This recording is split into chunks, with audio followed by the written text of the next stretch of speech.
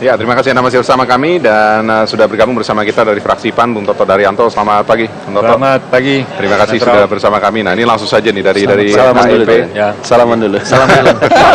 Salaman sebenarnya mereka ya, berdua ya, yang lebih perlu untuk salaman. Nanti ya, minta tanggapannya tadi yang dikatakan oleh Pak Hendrawan sebelum Toto hadir adalah bahwa semua protes sudah diutarakan, tetapi tidak mendapat sambutan atau tidak mendapat tanggapan yang diinginkan. Kemudian juga pengesahan pimpinan-pimpinan dan alat kelengkapan yang tidak quorum.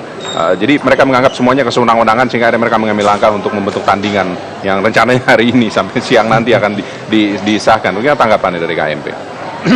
Sebagai salah seorang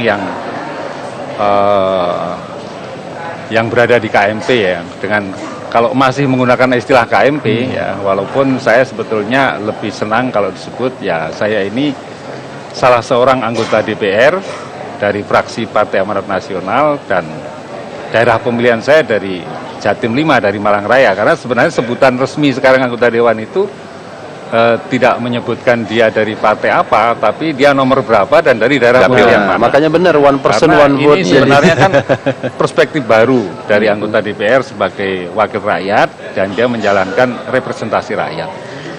Nah, kemudian mengenai gonjang-ganjing yang terjadi sekarang ini, ya, menurut saya memang seharusnya itu ada komunikasi yang lebih baik di antara para tokoh-tokoh yang sekarang belum bersama-sama di alat kelengkapan sudah tersusun dengan kita yang sudah berada di dalam. Karena sebenarnya apa yang sedang berjalan sekarang ini ya semua menjalankan undang-undang.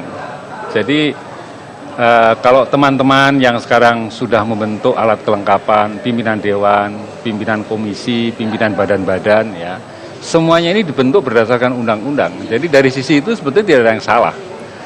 Bahwa ada yang merasa tidak puas, ada yang merasa ditinggalkan ya. Sebenarnya perasaan-perasaan seperti itu mungkin harus dilihat dari perspektif lain.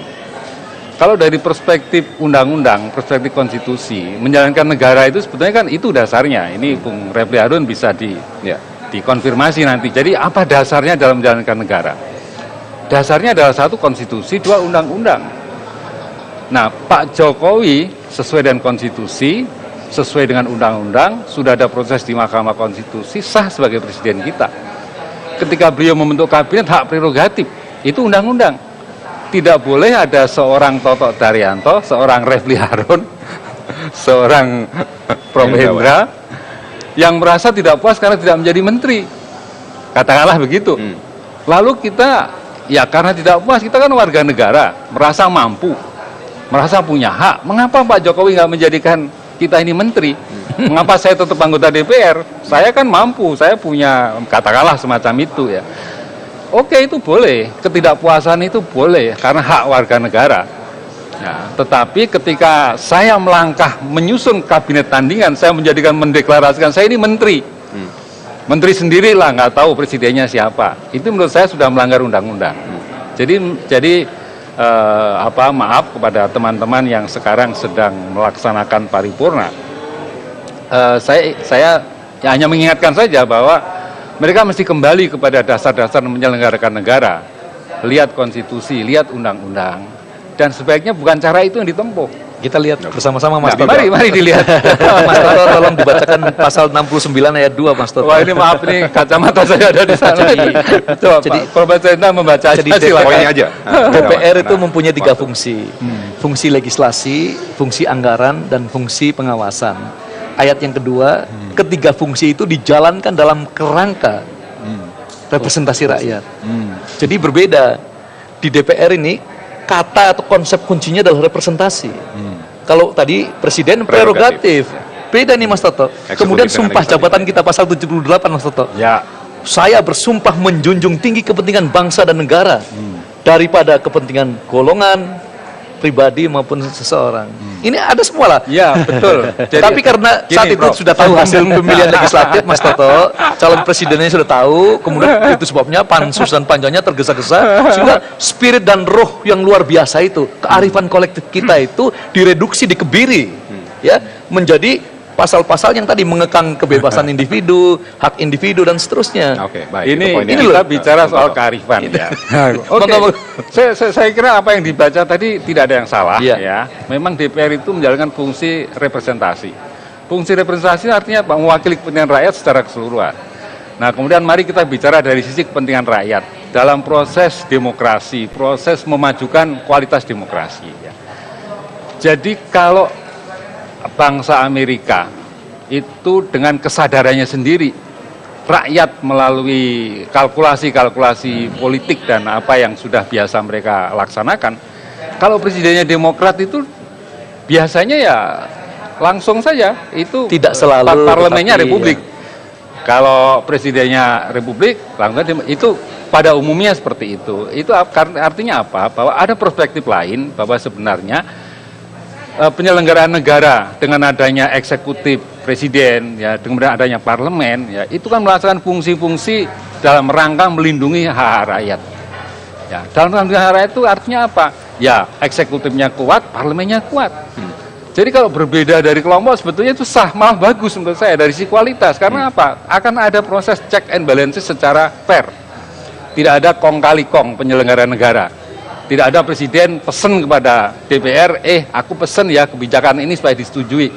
Soal nanti salah benar, kepentingan rakyat atau tidak, persoalan lain. Baik. Nah, menurut saya ini justru yang harus dijaga tidak sehat. Jadi saya ingin mengatakan begini, jangan-jangan ya proses demokrasi yang kita idam-idamkan di Indonesia, di mana kita membuat undang-undang pemilu yang saya selalu kritik juga, Prof. Refli beberapa kali juga saya menyampaikan juga bersama beliau bahwa salah satu kelemahan dalam pelaksanaan demokrasi kita ini adalah karena kita ini memelihara situasi transisional dalam proses demokrasi ini. Di mana cirinya apa? Cirinya adalah aturan main itu selalu berubah, ya, tidak permanen, tidak stabil.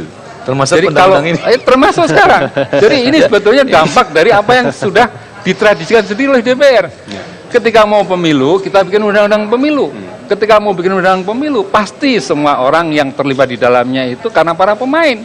Dia berangkat dari kepentingannya. Nah, ketika membuat tatip, MD3 dan lain ya, itu terbawa terus. Tapi ini kan kesalahan kolektif nih. Artinya apa? Karena situasi transisional kita pertahankan. Gitu loh. Jadi kita ingin sebetulnya kalau kita meningkatkan kualitas demokrasi itu dengan cara yang lebih elegan, yang lebih fair. Artinya apa? Aturan main dibuat itu ya mungkin selama 5 kali pemilu dan lain sebagainya. Tapi kita kembali kepada persoalan kita tadi ya, bahwa hubungan eksekutif dan legislatif ya, jangan-jangan ya, saya melihat jangan-jangan ini memang